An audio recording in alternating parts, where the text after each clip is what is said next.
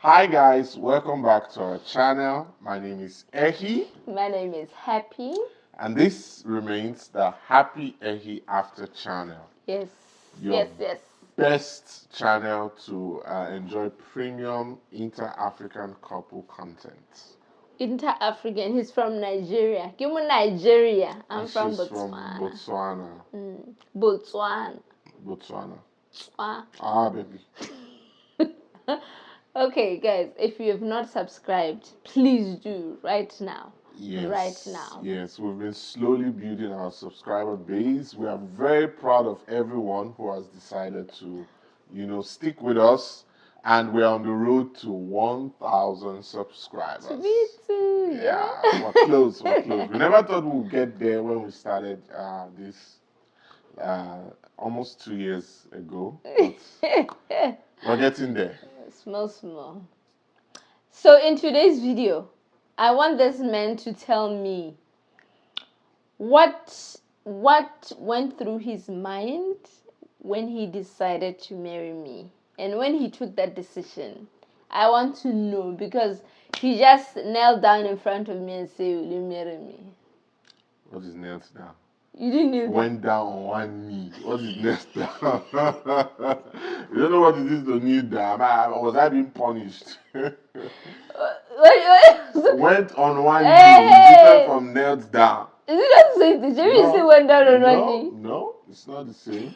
Okay. It's not the same. Oh yeah, you are not being punished, so what's going on? Okay, so we're basically rolling back the years. So she's asking me this question, and then in the next part of this video, she's going to answer the question. We don't need to do next part. My answer is simple. The same. That's what you always say. My answer is simple. That's what you always say. Anyways, so I will give first the background so that it's understandable, and then I will pick up some points as I go along. I don't want to say anything, but I think this phone is not straight. It's straight.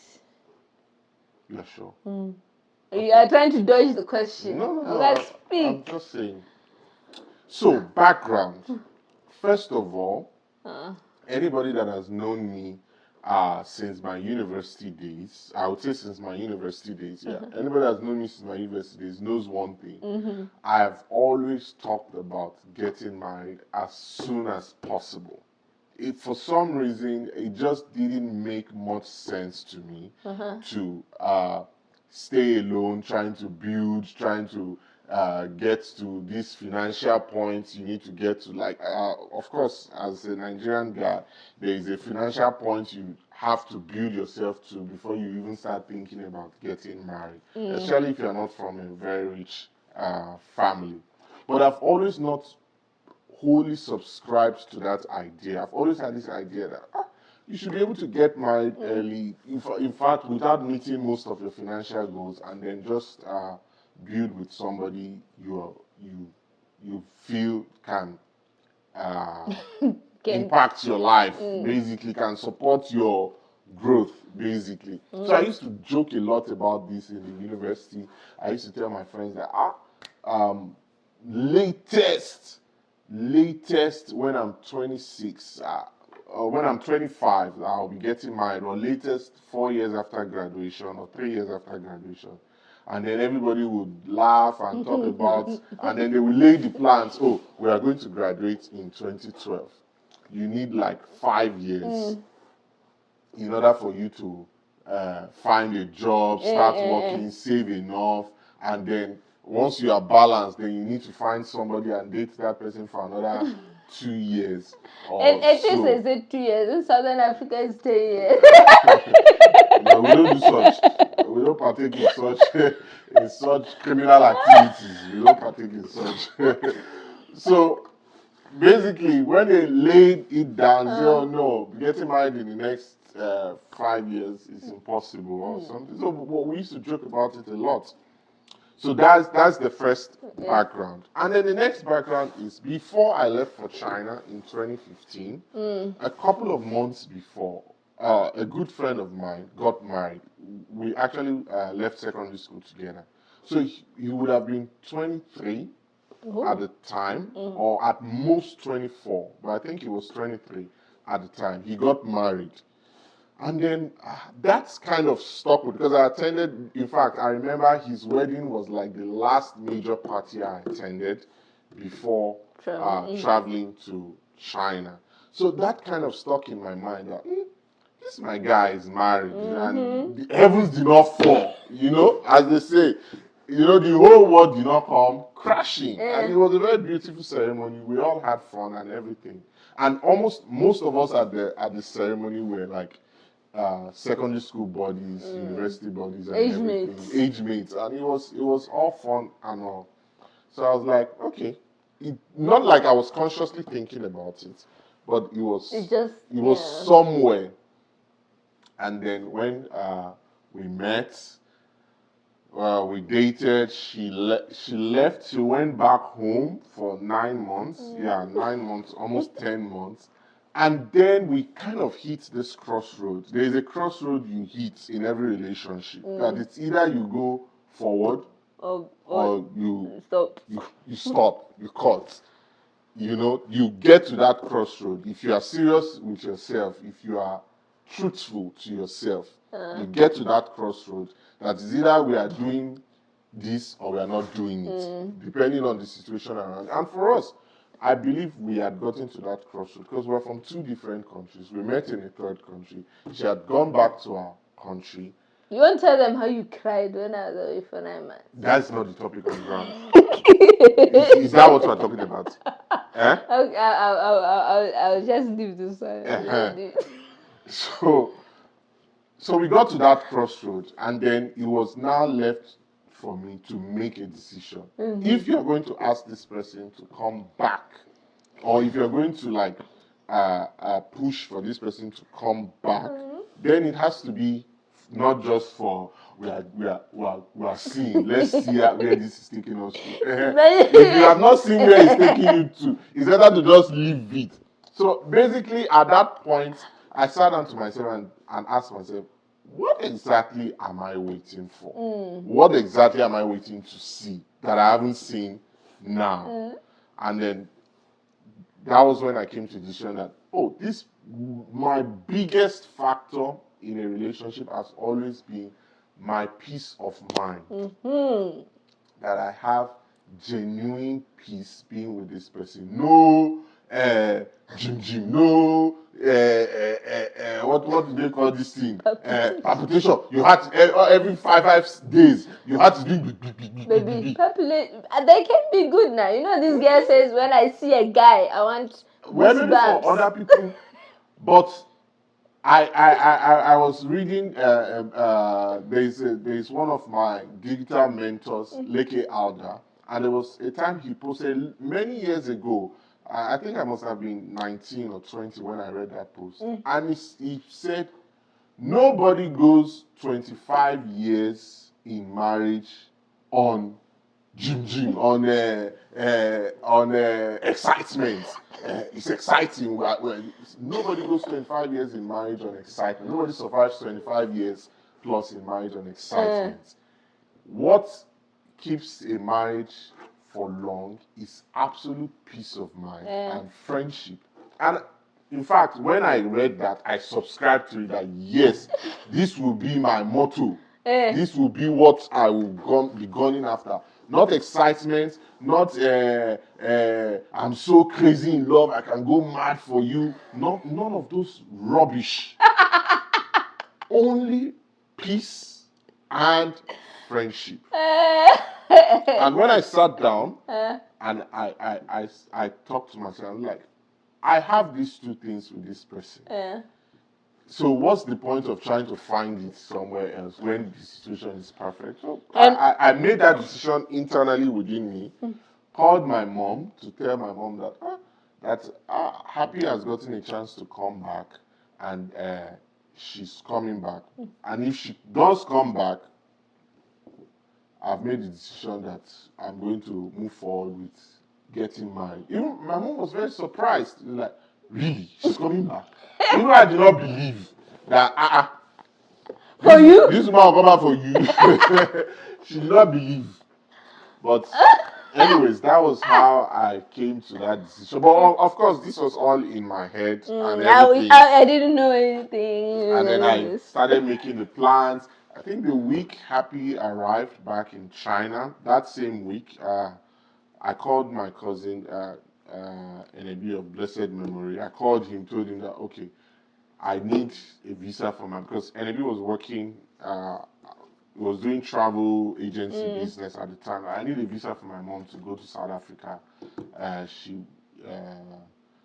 there's this person I'm dating. Her mom is in Botswana. I want them to meet in South Africa, and everything. So I started making all those arrangements. The same week, Happy arrived back in China, and everything was going smoothly.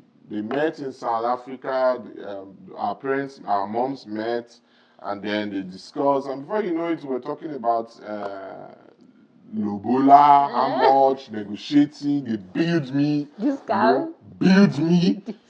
Me that I just started working then. All my savings went towards paying Lobola and all that. And then it happened pretty quickly. So February 2017, Happy came back to China. February 2018, we were married. So it was 1 year exactly. And within that 1 year is when all the plans were made.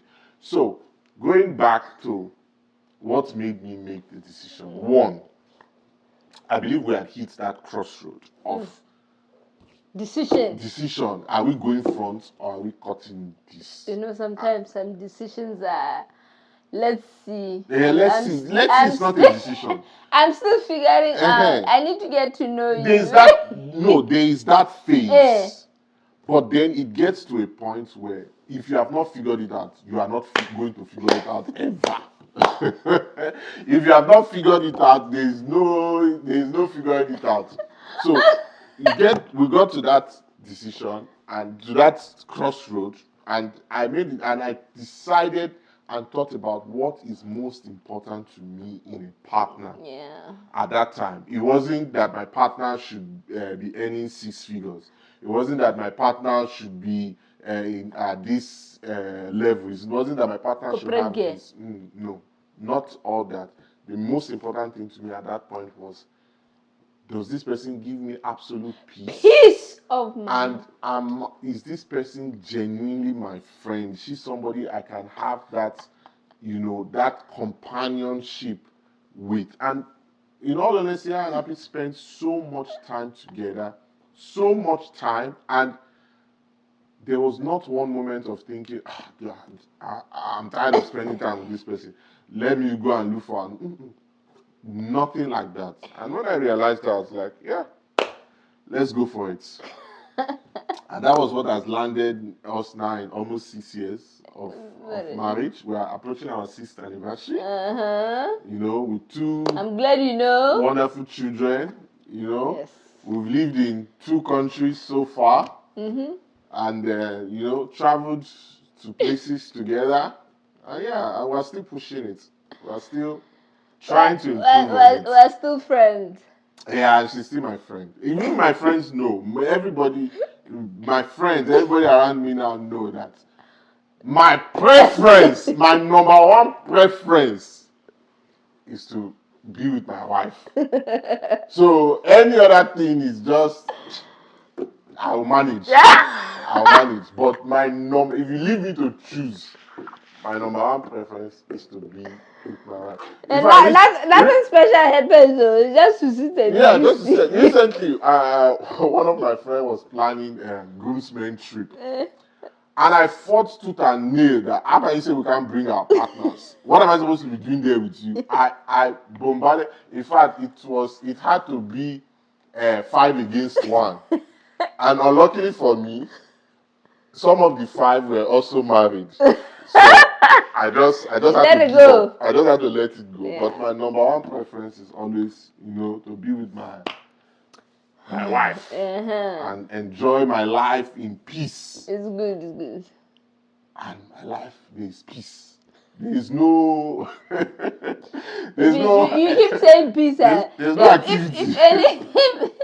If one of these what did I call them? Gen Z sees this video and say, Alicia's life is boring. Yeah. You see that one you can call boring. That's what we have here. That's what we have right here. We don't throw pans at each other. We don't take knife at each other. We don't box each other. You ask us what did we do? We cooked. we cooked. We watched TV. We just We watched the car. We went to Costco. That's where we are. We don't, we're not always in the club. We go clubbing. We like it sometimes, but we're not always looking for excitement outside of ourselves. That's where we are. Well, I'm glad to know when you took that decision, Sham.